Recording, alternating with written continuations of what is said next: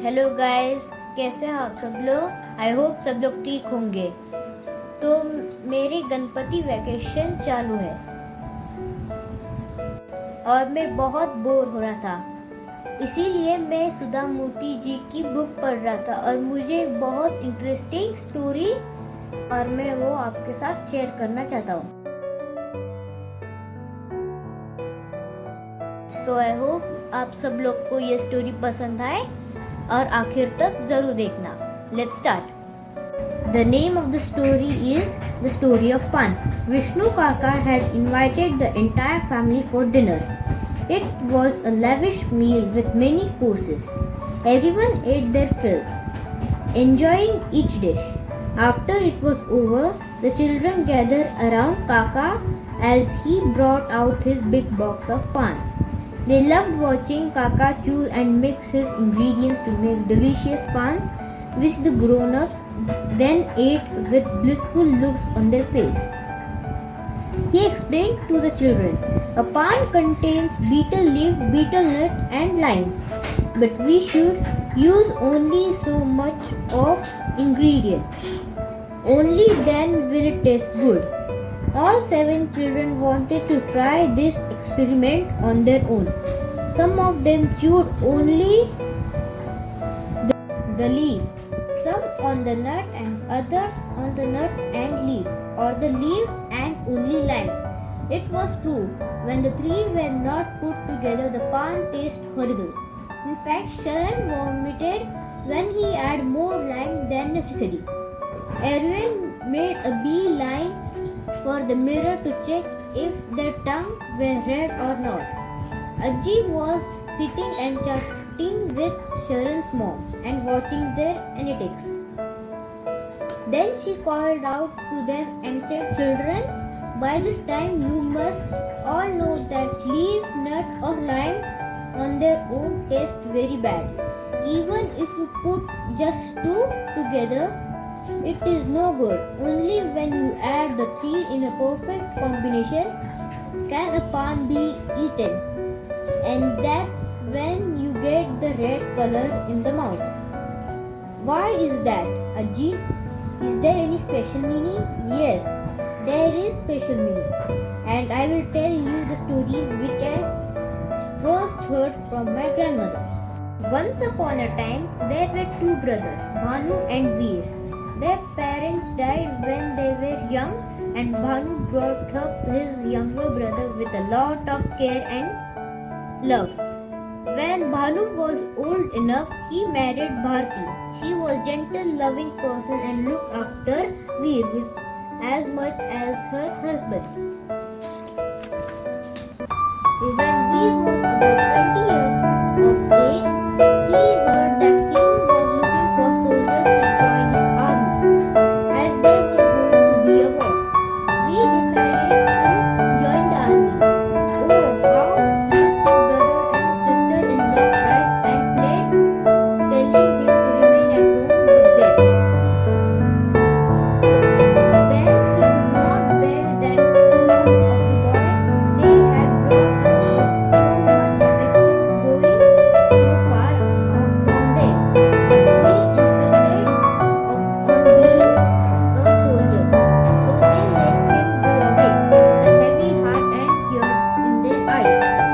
For so many days there was no news of Veer. The king went to war, vanished his enemy and returned. The soldiers who went with him also came back home, but Veer there was no sign. The day after day his brother and sister-in-law watched out for him, hoping to see him walking down the road back home. But there was no one. Then one day a group of soldiers passed through their village, returning home from the war. Bhanu called out to them and asked about his brother. "Viru, oh yes, so sad. He died, in the battlefield," said one, shaking his head. No, he was injured and he recovered. Did he not come home?" said another. "He was on his way home when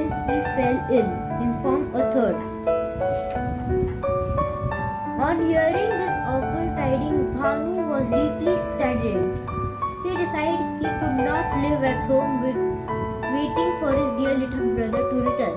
He would go and look for him. When he told his wife Bharti to decided to go with him. Together they set off one day to look for missing Veer and bring him home. They decided to go to their site of the king's big battle, where Veer was last seen by his companions. This place was far away and they had to travel through forests and valleys and mountains and deserts. They too walked and walked over many miles, but poor Bharti was not strong enough. One day, after traveling through a thick forest, they reached a little hamlet. Bharti sat down, exhausted. Then, to Bhanu's great horror, she died out of her sheer exhaustion. Unable to bear his grief, Bhanu too died immediately. Over many years, at the place where the couple had died, two trees grew. One was a tall tree and the other was a creek that hugged the tree. It was as if Bharti and Bhanu were together even in death. Meanwhile, Veer, the brother that they had loved so deeply, was not really dead. He had got terribly wounded in the war and spent many years recovering from these injuries.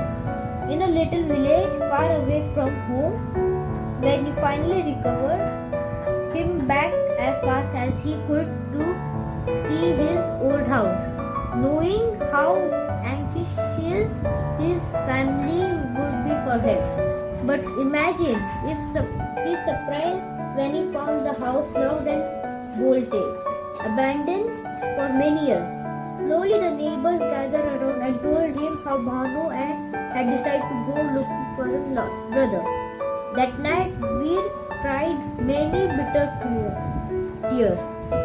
How would he find the beloved brother and sister-in-law now? Where were they? By the time morning dawned, he had made up his mind. He would try and go the way they traveled and find them. Immediately he set off. He was a soldier, but he had only lately covered from many wounds and was not strong. It took him many days to walk across the difficult land Bhanu and his wife had crossed. Then one day, near a forest, he came across a little stream. The villagers told him the sad story how the stream came to be. Years ago, a couple had arrived at this spot. Tired from days of walking, legend had it that they were on the way looking for a long-lost brother. When the two died without fulfilling his wish, two wonderful plants, unknown to anyone earlier, had grown at the spot. The leaves and nuts from the trees were so sweet and refreshing that the villagers decided to build a small temple for the man and the woman at the place. We listened to the story with growing sorrow. He realized the couple they talked about was none other than his brother and his wife. Unable to bear this news, and he turned into a statue of limestone. Do you know how they have been remembered ever since? The tall tree grew nuts called areca nut. The creeper leaves where Paan or beetle lives, and from the statue came the lime paste that is added to preparation of Paan. And this is how the loving family came together even after death. Together they taught people the values of love, unity and loyalty. And when people chew Paan, they remember this story. Sharon's mom was surprised to hear this story. Really, Ajji, she said, even I was not aware why these three ingredients are always used to make a paan. I too will come to listen to your stories from now on. Ajji nodded. Then she added that glint in her eyes. Chewing paan is not good for your teeth. Everyone, off you go to brush your teeth. Thanks for watching. Please don't forget to like, share and subscribe. Until then, bye bye.